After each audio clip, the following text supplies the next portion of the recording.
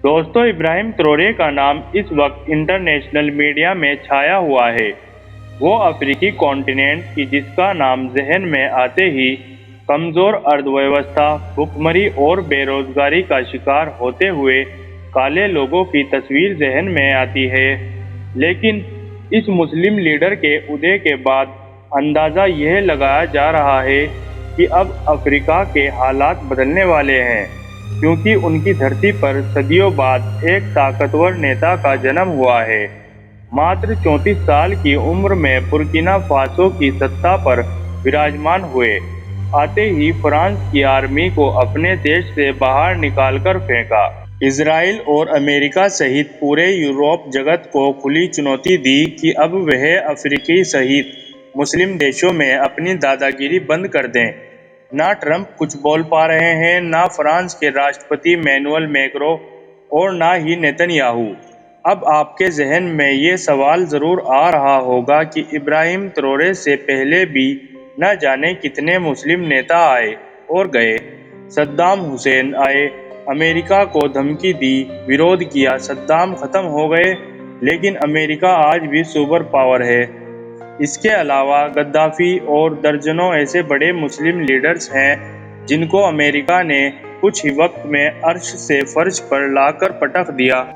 ऐसे में अमेरिका के लिए इब्राहिम ट्रोरे कौन सा बड़ा मसला है। लेकिन दोस्तों ठहरिए, जहां और नेता राजनीति के दम पर विराजमान हुए थे सत्ता पर, वहीं इब्राहिम ट्रोरे के मामले में बिल्कुल अलग है। इब्राहिम ट्रोरे बिल्कुल भी राजनीति के बल पर सत्ता पर विराजमान नहीं हुए, बल्कि उसके पीछे उनकी 16 सालों की वो कड़ी ट्रेनिंग है जो उन्होंने कोबरा बटालियन में ली है, जो कि दुनिया की सबसे खतरनाक कमांडो बटालियन मानी जाती है। उसके पीछे उनकी कड़ी मेहनत है। क्यों दुश्मन खौफजदा है इब्राहिम ट्रोरे के डर से? क्यों दुश्मन 10 बार सोचता है इब्राहिम ट्रोरे पर हमला करने के लिए? इसको आप कोबरा यूनिट की ट्रेनिंग के बारे में जानने के बाद बाखूबी समझ जाएंगे।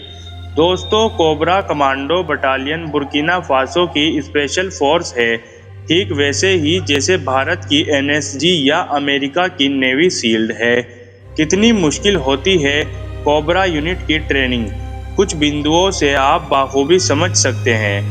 आपको बता दें, 100 में से सिर्फ 10 या 15 जवान ही इसको पास कर पाते हैं। हर दिन का ट्रायल फिजिकल, मेंटल और इमोशनली ब्रेकिंग लेवल पर होता है। कई बार जवान बेहोश हो जाते हैं, कुछ मेडिकल आउट हो जाते हैं। कम से कम 30 किलो वजन के साथ 20 से 30 किलोमीटर की दौड़ इनके लिए आम बात होती है।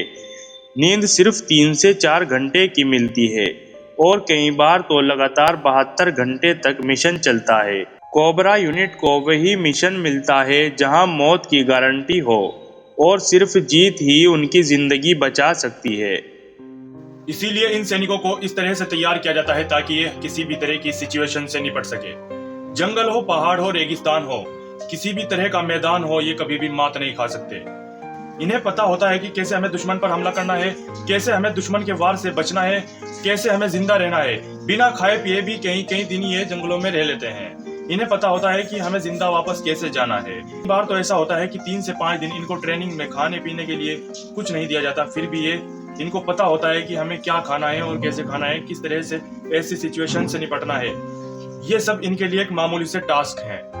इसके अलावा बिना लाइट और नाइट विजन के दुश्मन को कैसे तलाश करना है, दुश्मन को मौत के घाट उतारकर कैसे लौटना है, यह इस बटालियन के लिए कोई मुश्किल काम नहीं है। इसके अलावा स्नाइपर मार्कमैनशिप ट्रेनिंग भी दी जाती है, यानी कि इस यूनिट का हर जवान बेहद ही सटीक निशाना लगा सकता है, चाहे दुश्मन कितनी भी दूर क्यों ना हो। इसके अलावा दुश्मन के द्वारा लगाए गए बमों को भी डिफ्यूज करना इनको सिखाया जाता है। इब्राहिम ट्रोरे इस वक्त 36 साल के हैं, जिसमें 16 साल उन्होंने बुर्किना फासो की आर्मी में ही बिताए हैं। वो क्यों अन्य मुस्लिम लीडर से अलग हैं, आप उनकी उपलब्धियां जानने के बाद खुद ही ये बात समझ जाएंगे। वे आर्मी में टॉप रैंक के साथ भर्ती हुए। उन्होंने बुर्किना फासो की टॉप एकेडमी से आर्मी की ट्रेनिंग ली और वे अपने बैच के टॉपर रहे हैं। आतंक विरोधी अभियानों में वह अग्रिम पंक्ति में लड़े। उन्होंने साहिल रीजन में आईएसआईएस और अलकायदा जैसे आतंकियों के खिलाफ चलाए गए खतरनाक ऑपरेशंस में सीधी भागीदारी ली है। इसके अलावा वो बुर्किना फासो की सबसे खतरनाक एलिट फोर्स कोबरा यूनिट, जो कि आतंकवादियों के खिलाफ सबसे कठिन मिशन संभालती है, उसके चीफ भी रहे हैं।